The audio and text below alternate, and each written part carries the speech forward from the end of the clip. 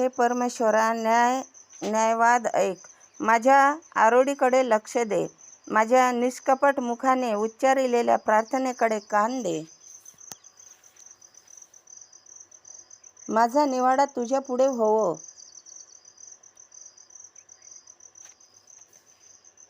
तुझे डोळे समृद्धीने पाहो. तू माझे हृदय पारिखले आहेस. रात्री तू माझी झडती घेतली आहे. तू मला ताणवून सुलाखून पाहिले आहे, तरी तुला काही आढळले नाही.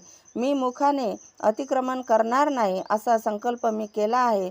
मनुष्याच्या कृत्याविषयी म्हटले, तुझ्या तोंडच्या वचनामुळे मी आपणाला जबरदस्त माणूस मार्गापासून दूर ठेविले आहे.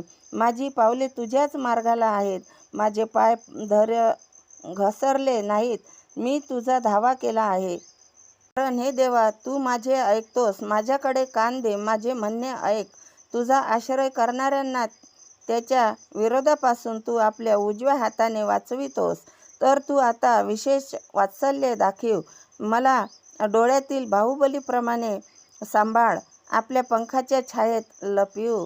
धन्यवाद देवा प्रभू येशू. धन्यवाद प्रभू देवा बाप्पा. धन्यवाद दोघं पिता पुत्रांचे. धन्यवाद देवा बाप्पा की आम्हाला तुमच्या डोळ्यातील बाहुबलीप्रमाणे सांभाळता आणि तुमच्या पंखाच्या छायेत आम्हाला ठेवता. त्याबद्दल धन्यवाद प्रभू.